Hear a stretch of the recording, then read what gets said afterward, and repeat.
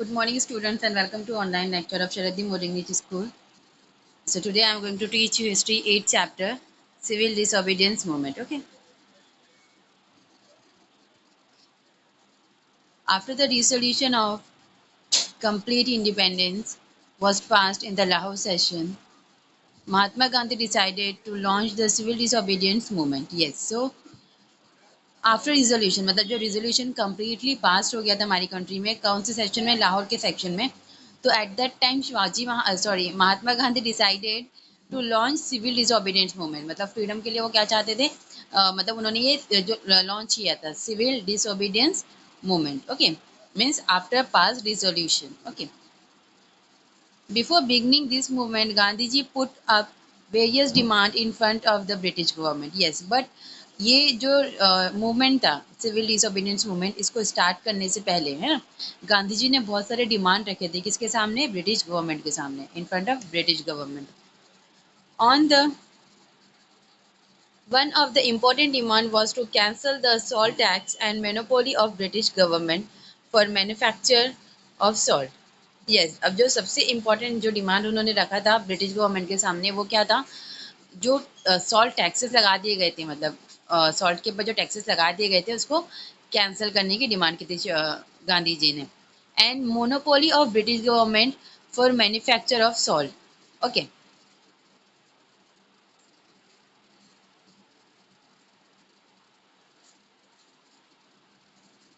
But because the demand of Gandhi ji were rejected by the government. Yes, लेकिन क्या हुआ था, जो डिमांड थी गांधी जी की वो रिजेक्ट कर दी गई थी by the British government. So he decided to launch satyagraha all over India by breaking the salt act. Yes, फिर उसके बाद उन्होंने क्या डिसाइड किया? देखो, उनको कौन सा मूवमेंट लॉन्च करना था। उन्होंने क्या डिसाइड किया था कि सिविल डिसोबीडियंस मूवमेंट स्टार्ट करेंगे, राइट। बट उसके पहले उन्होंने ब्रिटिश गवर्नमेंट के सामने कुछ डिमांड रखी थी, जिसमें सबसे ज़्यादा इंपॉर्टेंट डिमांड थी सॉल्ट टैक्स के बारे में। सॉल्ट टैक्स को हटाने का बोल रहे थे, है ना। बट जो ब्रिटिश गवर्नमेंट थी उन्होंने उनका डिमांड एक्सेप्ट नहीं किया। इनफैक्ट उसको कैंसिल कर दिया था, है ना, उसको एक्सेप्ट ही नहीं किया था, रिजेक्ट कर दिया था उसको।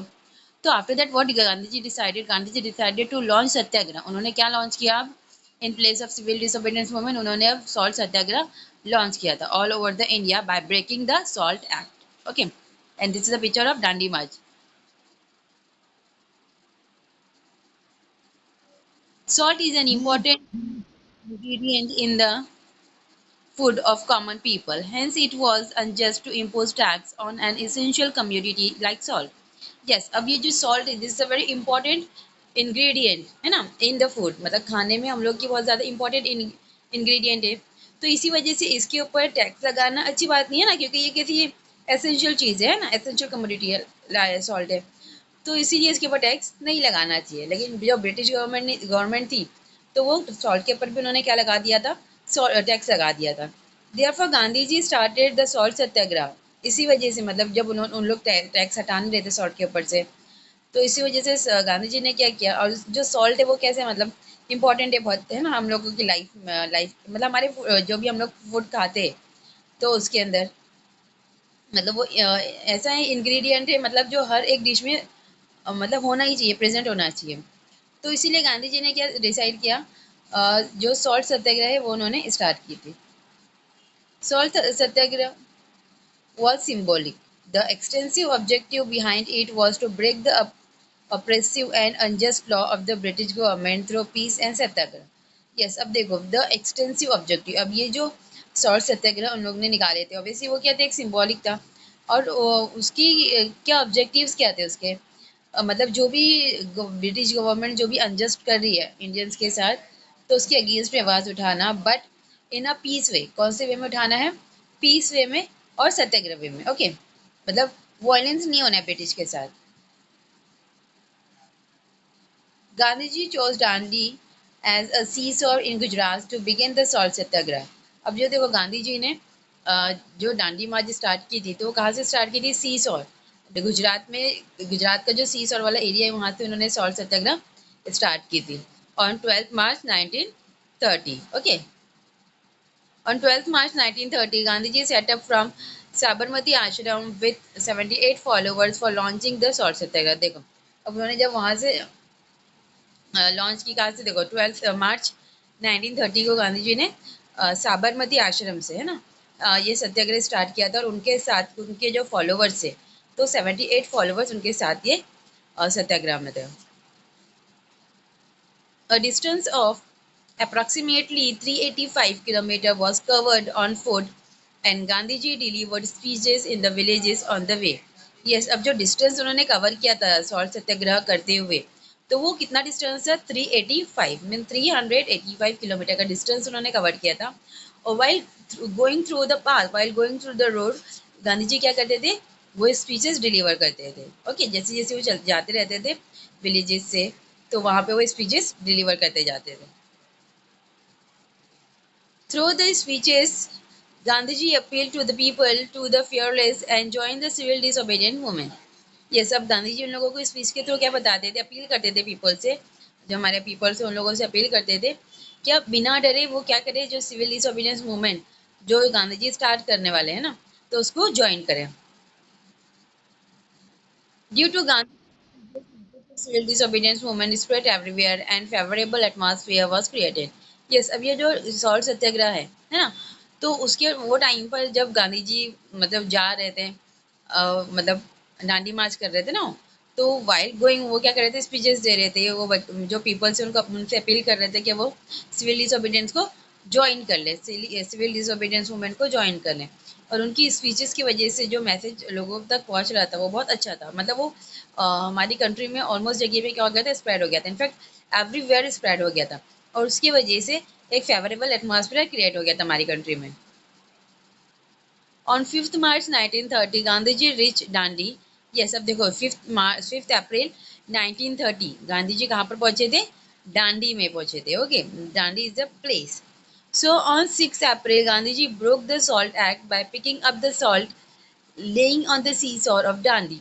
यस, अब देखो उन्होंने क्या किया, मतलब उनका जो डांडी यात्रा थी, जो सॉल्ट सत्याग्रह था, तो वो कहाँ पे फिनिश हुआ? मतलब 6 April Gandhi ji broke the salt act, मतलब जो सॉल्ट एक्ट उन्होंने स्टार्ट की थी, तो वो उन्होंने ब्रोक कर दी, तोड़ दी थी। कैसे तोड़ी थी? By picking up the salt.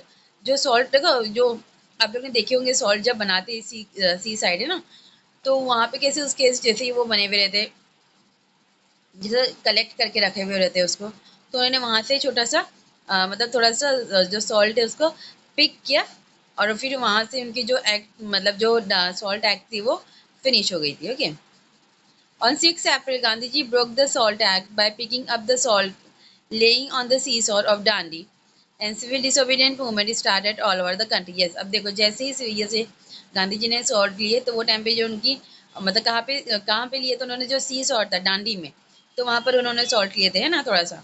और फिर उसके बाद क्या हुआ था? सिविल डिसोबीडियंट मूवमेंट जो है वो पूरी कंट्री में स्टार्ट हो गया था। Okay,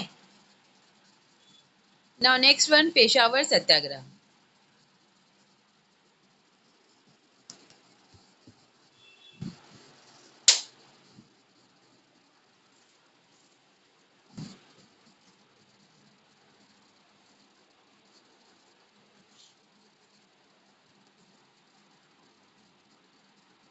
Peshawar Satyagraha in the northwest frontier India, sorry, Khan Abdul Ghaffar Khan was the most loyal follower of Mahatma Gandhi।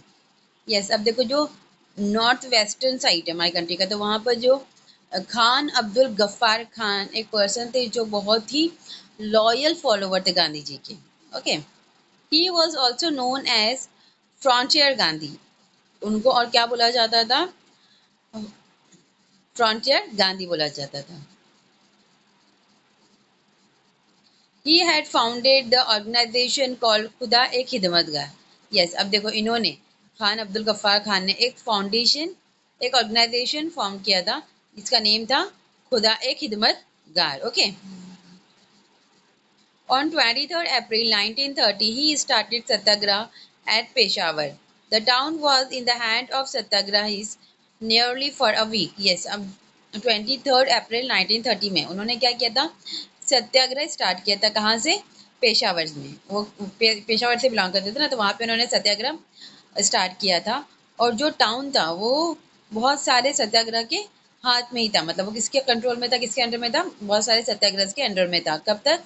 Nearly for a week, एक वीक तक।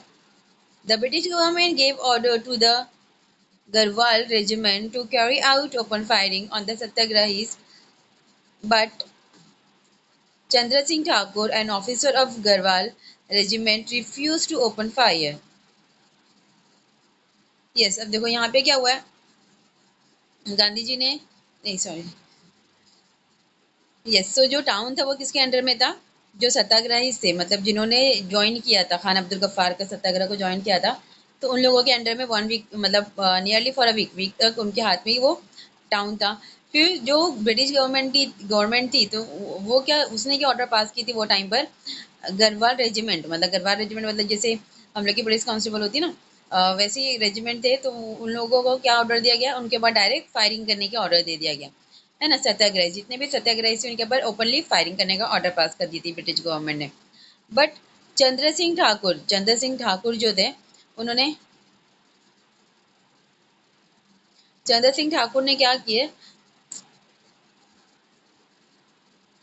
चंद्र Singh Thakur and an officer of Garhwal regiment, ये भी क्या थे, officer ही थे, कहाँ पर, Garhwal regiment में, लेकिन इन्होंने रिफ्यूज कर दिया ओपन फायरिंग के लिए। He was court martialled and was given a civil punishment. Yes, अब जब उन्होंने रिफ्यूज कर लिया फायरिंग करने से, तो उनको क्या दिया गया, पनिशमेंट दिया गया through British government. The British government found itself in a difficult situation due to Satyagraha launched by Mahatma Gandhi. Yes, अब जब ब्रिटिश गवर्नमेंट था, तो वो डिफिकल्ट सिचुएशन फेस कर रहा था, मतलब प्रॉब्लम फेस कर रहा था। किस वजह से, गांधी जी ने जो सत्याग्रह लॉन्च किए थे हमारी कंट्री में, तो उसकी वजह से ब्रिटिश गवर्नमेंट को बहुत सारी डिफिकल्टीज और प्रॉब्लम वाली सिचुएशन फेस करनी पड़ रही थी। On 4th May 1930, Gandhi ji was arrested. Subversive measures were undertaken all over the country. Yes, अब देखो वापिस से गांधी जी को उन्होंने, देखो मैं लास्ट चैप्टर में भी गांधी जी अरेस्ट हुए थे ना, तो यहाँ पर भी 4 मई 1930 को गांधी जी को क्या कर दिया गया था, अरेस्ट कर दिया गया था।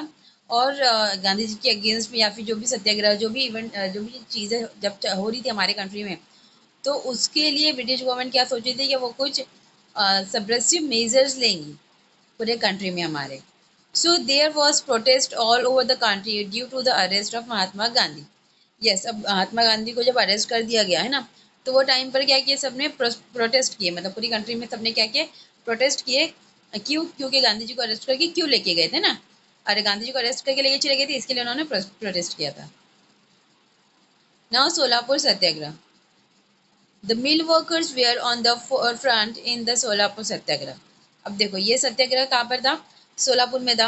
अब इसमें ये सत्याग्रह में क्या था, जो वर्कर्स होते हैं ना, जो मिल वर्कर्स होते हैं, जो फैक्ट्री में इंडस्ट्री में जो काम करते वर्कर्स, तो ये सबसे आगे थे ये सत्याग्रह में, सोलापुर में जो सत्याग्रह था, तो वहाँ पर जो मिल वर्कर्स थे वो सबसे आगे थे, फोरफ्रंट थे। ऑन 6 मई 1930, हड़ताल was observe in Solapur. Yes, अब जो वर्कर्स थे उन लोगों ने क्या सेट किया, 6 मई 1930 को उन्होंने हड़ताल ऑब्जर्व की, कहाँ पर, सोलापुर में, मतलब वो हड़ताल पर बैठ गए थे तब। A huge procession was organized in Solapur. The district collector gave order of firing on the procession. Yes, अब देखो जो डिस्ट्रिक्ट कमीशन था, मतलब अब वहाँ पे लोग क्या करने लगे थे, हड़ताल करने लग गए थे, तो इसकी वजह से जो डिस्ट्रिक्ट कलेक्टर था उन्होंने वापस से यहाँ पे क्या ऑर्डर पास किया, ओपन फायरिंग का ऑर्डर पास कर दिया था। Many volunteers Many volunteers, along with Shankar Shivdare, died in the firing. As a result, people started attacking police station, railway station, court, municipal building, etc. Yes, अभी से बहुत सारे volunteers थे, जिनमें से एक है शंकर शिवडरे, जो कि मार दिए गए थे, जो फायरिंग का ऑर्डर दिया था, है ना, सोलापुर सत्याग्रह में जब फायरिंग का ऑर्डर दिया गया था वर्कर्स के ऊपर, तो वो टाइम पे बहुत सारे वर्कर्स थे, बहुत सारे वॉलेंटियर्स थे वहाँ पर, तो बहुत सारे वॉलेंटियर्स के साथ साथ एक शंकर शिवडरे थे, वो भी फायरिंग में डेड हो गए थे। और ऑब्वियसली ये सब की वजह से जो हमारे पीपल्स, हमारे इंडिया के जो पीपल थे, वो लोग भी क्या करने लग गए थे, अटैक करने लग गए थे पुलिस स्टेशन पर, रेलवे स्टेशन के ऊपर, कोर्ट्स के ऊपर, म्यूनसिपल बिल्डिंग्स जो होती थी उसके ऊपर। The government declare the government declared martial law and the agitation was suppressed. Those who take a lead in this movement, such as Malappa Danshinde, Sri Krishna Sade, Qurban Hussain, and Jagannath Shinde, were hanged to death. अभी देखो ये जो सारे persons के name दिए हुए, तो ये भी सब उसी में इन्वॉल्व थे। तो ये सबको क्या कर दिया गया, फांसी की सजा दे दी गई थी। देखो यहाँ पे इनके पिक्चर्स दिए हैं। यस, सो गवर्नमेंट ने क्या डिक्लेयर कर दी थी, ब्रिटिश गवर्नमेंट ने मिलिट्री लॉ डिक्लेयर कर दी थी वहाँ पर। और जो भी ये मूवमेंट में पार्टिसिपेट किए थे, मतलब ये मूवमेंट के जो भी मतलब जो भी पर्सन ये मूवमेंट में इन्वॉल्व थे, तो उन लोगों को फांसी की सजा दे दी गई थी। लाइक मल्लप्पा दनशेदे, श्री कृष्ण सरदा, कुर्बान हुसैन और Jagannath Shinde. Now Darshana satyagraha. Okay, the satyagraha at Dharasana in Gujarat was lead by Sarojini Naidu. ये सब यहाँ का जो सत्याग्रह था धरासना का, है ना, तो ये कहाँ पर गुजरात में हुआ था। मतलब ये जो प्लेस है धरासना, तो ये कहाँ पर है, गुजरात में है। और ये सत्याग्रह किसने स्टार्ट किया था, किसने लीड किया था ये सत्याग्रह को, सरोजनी नायडू ने लीड किया था। ओके, द पुलिस लाठी The police lathi charge on the satyagrahis who came forward to break the SALT Act. Yes, अब देखो यहाँ पे क्या किया गया था, जो पुलिस लाठी चार्ज की गई थी, पुलिस की जो लाठी चार्ज होती है ना, वो लाठी चार्ज की गई थी किसके ऊपर, सत्याग्रह के ऊपर, जो आगे आए थे जो सॉल्ट सत्याग्रह को तोड़ने के लिए, सॉल्ट एक्ट को तोड़ने के लिए। Okay, so the satyagrahi silently tolerated the blows of the lathi. तो सत्याग्रही ने क्या किया, ऑब्वियसली जो सत्याग्रह थे, सत्याग्रही जो थे वो किसके बात पे चले थे, गांधी जी के। और गांधी जी कौन से बात पे चलते हैं, नॉन वायलेंस। तो सत्याग्रही ने क्या किया यहाँ पे, उन्होंने जो भी उनके साथ बिहेव हो रहा था, उनके जो लाठीचार्ज की जा रही थी, तो उन लोग उसको साइलेंटली टॉलरेट कर रहे थे। When they were taken away for medical aid, another batch of satyagrahis came forward to replace them. ये सब वो जब इंजर्ड हो जाते थे लाठी खाने के बाद, तो उन लोगों को हॉस्पिटल लेके जाते थे मेडिकल एड के लिए ना। तो वो उनको जैसे ही हॉस्पिटल लेकर जाता था, तो उनकी रिप्लेसमेंट पे कौन से दूसरे सत्याग्रहीज आ जाते थे, मतलब उनका जो दूसरा बैच होता था सत्याग्रहीज का, वो आ जाता था। दिस कंटिन्यू एंडलेसली, मतलब ये जो प्रोसेस है ये कंटिन्यू चलते ही रहा। मतलब एक बैच को लोग मार मार के इंजर्ड कर रहे, मेडिकल ट्रीटमेंट के लिए लेके जा रहे, तो जब तक सेकंड जो बैच होता था सत्याग्रह का, वो आ जाता था। और ये गोइंग ऑन चलती जा रही थी ये चीज़ें। In Maharashtra, salt satyagraha took place at Wadala, Malwan and Shiroda. Yes, अब ये जो सॉल्ट सत्याग्रह है, देखो वो एंड नहीं हुआ है, ये कहाँ का स्प्रेड होते जा रहा है। अभी ये गुजरात में था, तब सरोजिनी नायडू ने इन्होंने स्टार्ट किया था, है ना, लीड किया था धरासना में। तो अभी ये कहाँ पर स्टार्ट हुआ है, महाराष्ट्र में, जहाँ लाइक वडाला, मलवान और चिरोटा, यहाँ पर स्टार्ट हो गया था salt Satyagraha. Where there were no salt pans, the forest law were broken. Yes, देखो, और जहाँ पे सॉल्ट पैन नहीं होता, सॉल्ट पैन किसको बोलते हैं, जहाँ पे सॉल्ट बनता है ना, तो जहाँ पर सॉल्ट पैन नहीं है, तो वहाँ पे फॉरेस्ट लॉ भी क्या हो रहे थे, ब्रेक किए जा रहे थे। Okay, there were jungle satyagrahi says Bhilashi, Sangamner, Kalwan, Chirner and Pusat in Maharashtra. The tribal people also took part in the satyagraha in large number. Yes. अब देखो ये यहाँ पर ऑब्वियसली, मतलब जब सॉल्ट पैन नहीं है ना, there were no salt pan, तो फॉरेस्ट लॉ भी, फॉरेस्ट के जो लॉ है वो भी ब्रोक किए जा रहे थे, तोड़ दिए जा रहे थे लोगों से। तो फॉरेस्ट में भी सत्याग्रह जाने लगे थे। मतलब जो जंगल में जो सत्याग्रही थे, जैसे यहाँ पे भिलाशी, संगमनेर, कलावन, चीमर और पुसार, ये सारे महाराष्ट्र के एरियाज है, तो वहाँ पर भी क्या थे, सत्याग्रही चले गए थे। ओके, और जो ट्राइबल पीपल थे वो भी क्या कर रहे थे, इन लोगों के साथ, इन लोगों के मतलब इन लोगों के सत्याग्रह में पार्टिसिपेट कर रहे थे, वो भी लार्ज नंबर्स में। नाउ सेक्रीफाइस ऑफ बाबू गिनो। In Mumbai, there was agitation against foreign goods. The vehicles transporting foreign goods were obstructed.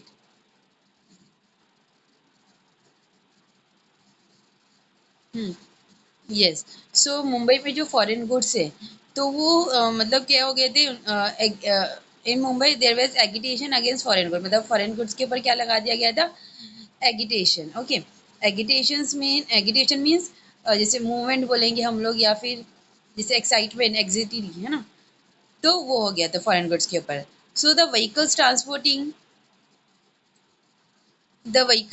transporting foreign goods were obstructed. Yes, अब जो व्हीकल फॉरेन गुड्स को ट्रांसपोर्ट कर रही थी, तो उनके ऊपर भी क्या हो गया था, ऑब्स्ट्रक्टेड, मतलब उसको भी रोक दिया जा रहा था. So Babu Genu said a mill worker from Mumbai was in front in this movement. Yes, अब यहाँ पर जो बाबू गेनू थे वो भी क्या थे, एक मिल वर्कर थे, जो कि मुंबई में काम करते थे, राइट, मतलब मिल, मुंबई में मिल में वर्क करते थे. तो ये सबसे पहले आए थे ये वाले मूवमेंट में, मतलब सबसे आगे खड़े हुए थे मूवमेंट में, ये वाले मूवमेंट में. मतलब कौन सा मूवमेंट है यहाँ पर, जो फॉरेन गुड्स आ रहे हैं तो उसको हमारी कंट्री में आने नहीं देते थे. जो भी व्हीकल आती थी हमारी कंट्री में तो उसको मतलब रोक दिया जाता था. ओके.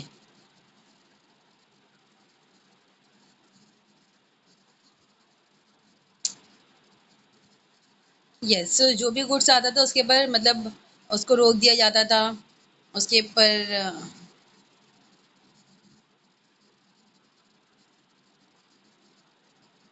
इंटरप्ट किया जाता था. ओके. तो इसी वजह से जो बाबू गेनू जो है मिल वर्कर, तो वो सबसे आगे आए ये मूवमेंट में. मतलब ये मूवमेंट उन लोग का मूवमेंट था क्या, मतलब वो जो फॉरेन गुड्स है उसे अपनी कंट्री में आने देना नहीं चाहते थे. ओके. तो अब देखो इन्होंने कैसे एक इंसिडेंट ऑकर किया यहाँ पर. A truck carrying foreign goods safeguarded by the police came in front of Babu Genu. Yes, अब देखो क्या हुआ था यहाँ पर. एक जो ट्रक पास हो रही थी तो उसके अंदर क्या कैरी किया गया था, फॉरेन गुड्स कैरी किया गया था. और जो किसके अंडर में आ रही थी, पुलिस के अंडर में आ रही थी, safe guarded by police. So came in front, वो किसके आगे आ गई, बाबू गेनू के आगे आ गई. To stop the truck he lied down on the road. अब वो क्या चाहते थे, वो ट्रक को स्टॉप करना चाहते थे ना, तो इसीलिए वो ट्रक के सामने लेट गए थे. Okay.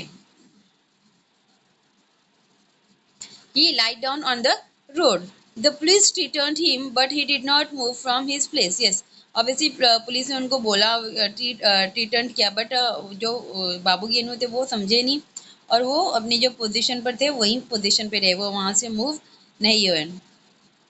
Finally, he was crushed under the truck.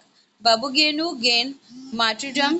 Yes, लेकिन फाइनली देखो क्या हो गया था, मतलब उनके ऊपर से ट्रक चली गई थी एंड ही वाज क्रश्ड, मतलब वो ऑब्वियसली मर गए थे. और his sacrifice of Babu Genu was inspiration to the national movement. अब ये एक क्या था, एक इंस्पिरेशन था किस चीज के लिए, हमारे नेशनल मूवमेंट के लिए. Okay. Now next one is round table conference. In the opinion of British Prime Minister Ramsay MacDonald, while the disobedience movement was going on, the constitutional issues regarding India should be thought over. Yes, अब ये देखो जो round table conference जो है उसमें क्या है. सो in the opinion, मतलब देखो किसके ओपिनियंस के थ्रू, जो ब्रिटिश प्राइम मिनिस्टर थे रैमसे मैकडोनल्ड है ना, तो इनके ओपिनियंस के थ्रू क्या हुआ था देखो. मतलब जो सिविल डिसोबीडियंस मूवमेंट है वो हमारी कंट्री में चल ही रहा था, है ना. और जो कॉन्स्टिट्यूशनल इश्यूज थे इंडिया के, है ना, हमारी कंट्री के जो भी कॉन्स्टिट्यूशन इश्यूज थे, तो वो शुड बी थॉट ओवर, मतलब क्या लग रहा था कि वो ओवर हो गए हैं, है ना. For this purpose he organise a conference. अब ये पर्पज के लिए, मतलब जो भी इश्यूज हमारी कंट्री में चल रहे थे, है ना, तो कॉन्स्टिट्यूशन इश्यूज है ना, तो उसको सॉल्व करने के लिए क्या रखी गई थी, कॉन्फ्रेंस रखी गई थी. कहाँ पर, लंदन में.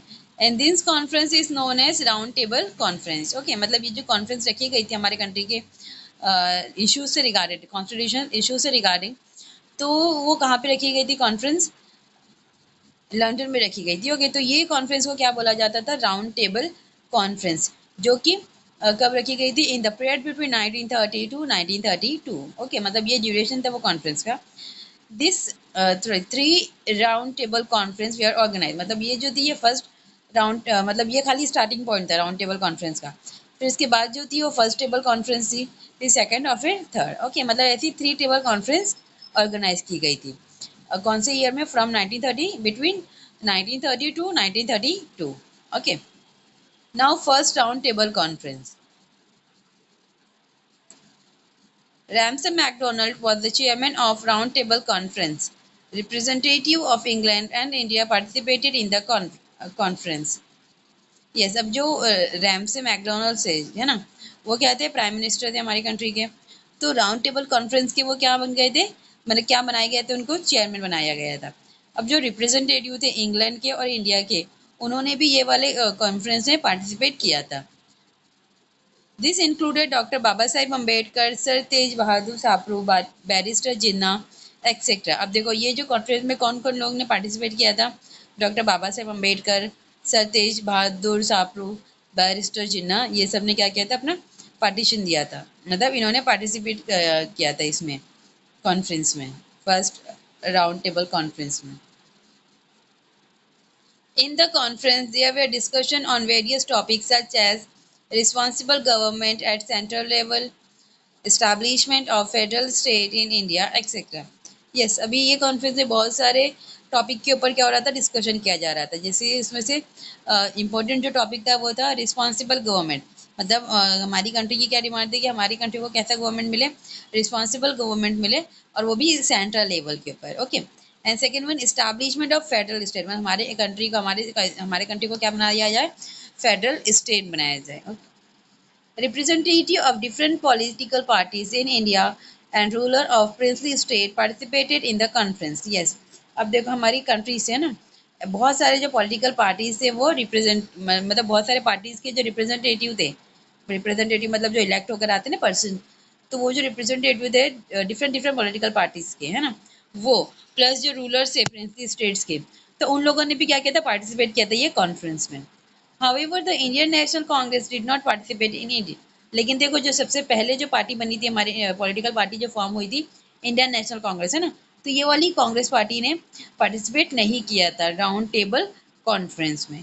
ओके, मतलब जो दूसरी पार्टीज थी, पॉलिटिकल पार्टीज थी, उन लोगों ने पार्टिसिपेट किया था, बट नेशनल कांग्रेस पार्टी ने पार्टिसिपेट नहीं किया था फर्स्ट राउंड टेबल कॉन्फ्रेंस में। The Indian National Congress was a body that represented the country. Yes, अब ये जो इंडियन नेशनल कांग्रेस जो पार्टी है, ये क्या थी, हमारी कंट्री की बॉडी थी, was a body that represented the country, मतलब ये ऐसी वैसी बॉडी थी हमारी कंट्री की जो किसको रिप्रेजेंट करती थी, हमारे कंट्री को, हमारे इंडिया को रिप्रेजेंट करती थी।